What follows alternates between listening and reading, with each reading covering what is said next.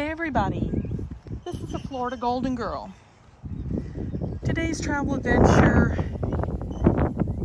is in Haines City, Florida. Haines City is about 30 miles from where I live. So we are here visiting another local cemetery. Folks, we're going to be taking a look at Oaklawn Cemetery, sometimes referred to as New Oaklawn Cemetery. So when I came down Cemetery Road, I noticed immediately that this cemetery was divided in two sides. You have one side here, and then you have another side over here. We will incorporate both sides in this video.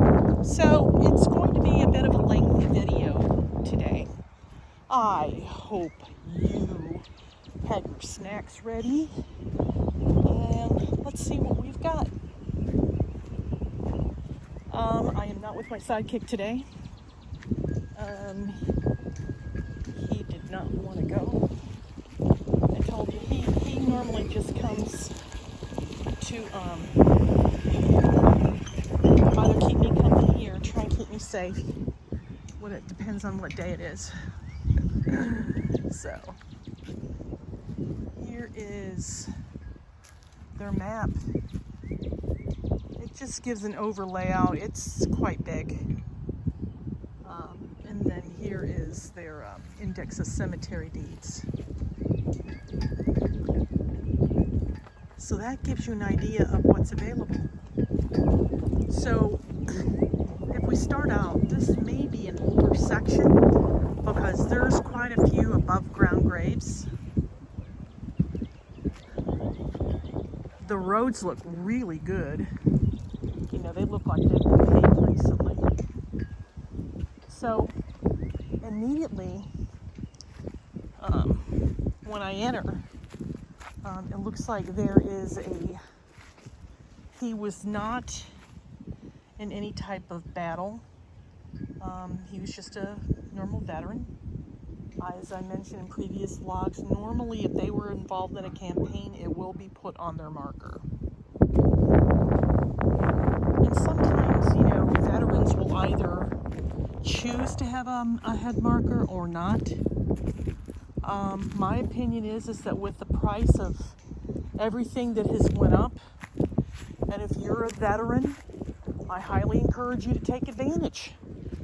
You know, if you can be buried in a veteran cemetery, pretty much everything is covered with the exception of the coffin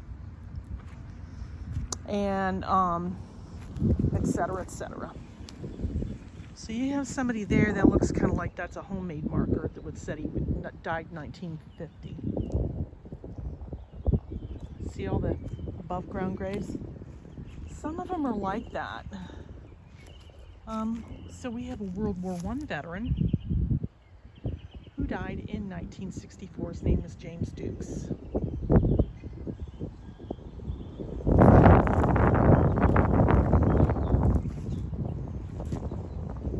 It is nice and breezy out, and it's still early in the day.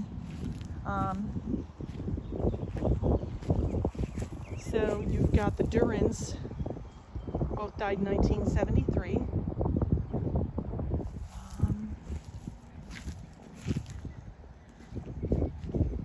I'm trying to determine if there's any older headstones.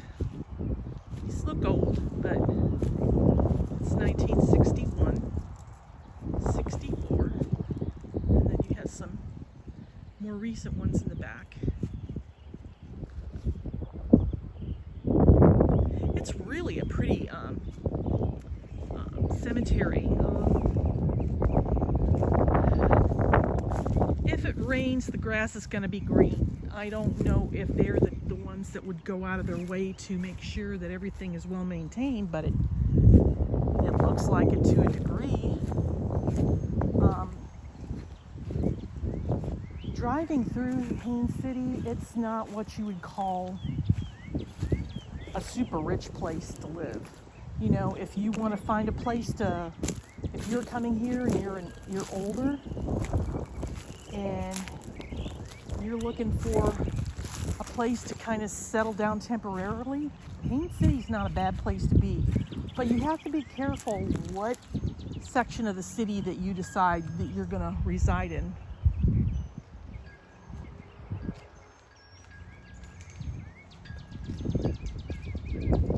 So there's a small columbarium all the way in the back. You see that?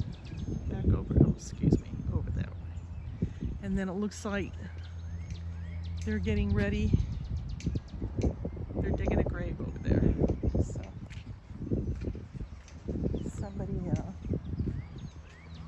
somebody's going home.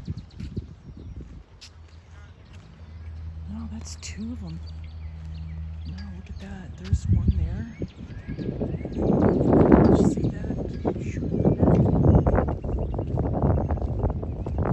Well, you know, that we have an aging population globally. You know, we're the baby boomers, and you know, men that came back from World War II got kind of trying to make up for lost time, and people were having babies out the wazoo. My mother was one of them. She had 6 kids. The last one was born with maybe a week or a couple weeks, I don't know. And then he passed. And then she was pregnant again in her 40s, but she miscarried.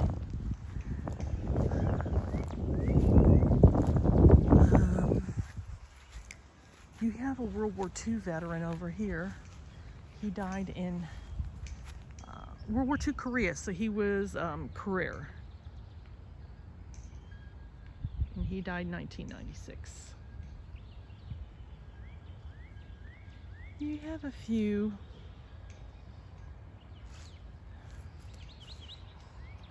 You have a few.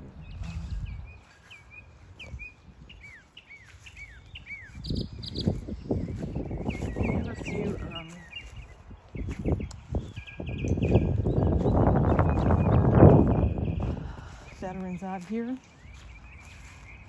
I don't have the cemetery to myself like I have in the past, and I'm going to mosey on over to the other side because I always try and give people their space, you know, if they're grieving or whatever and they see somebody filmed, and sometimes, you know, you don't know the mood of the people. I've been lucky where I think there's only been a couple of times. One was Eatonville Memorial Cemetery, but the lady was super nice, and that video to date has got close to 3,000. If you haven't seen it, I highly recommend you going to view it. And then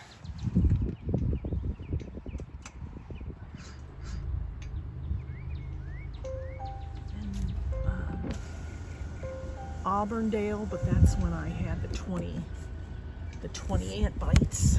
No deal with 20 ant bites. It took me a month to recover.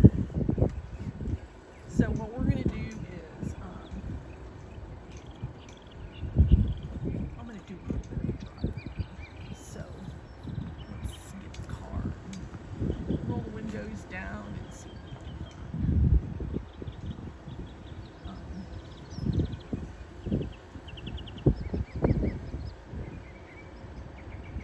Lots of above ground graves, and there's always a reason for that. Area is prone to flooding.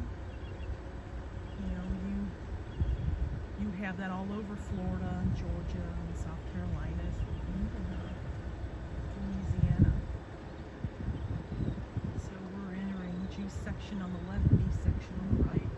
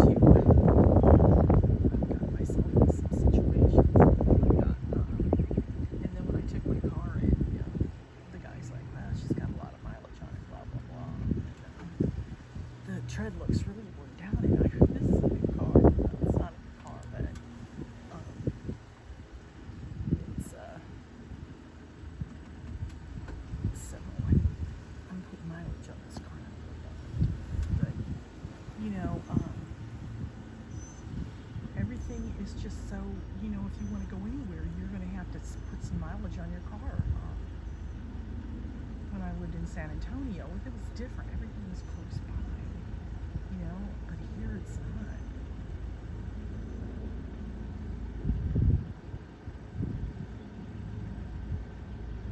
We'll drive over to the other side, just so you know. So we're on the other side of the road here, folks.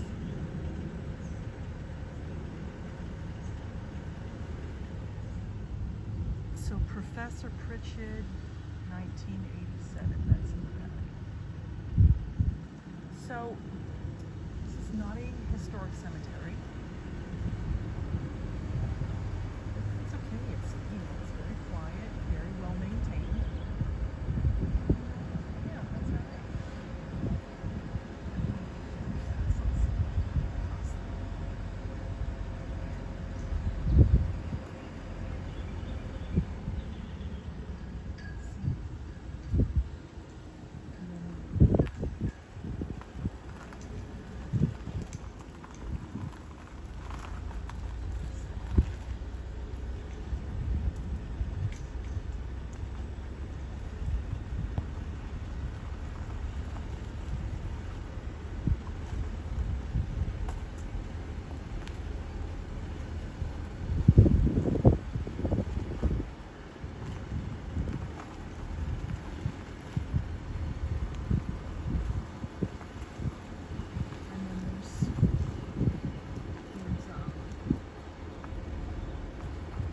See straight ahead where there's all that land. They're probably expanding that, so I'm sure that they have some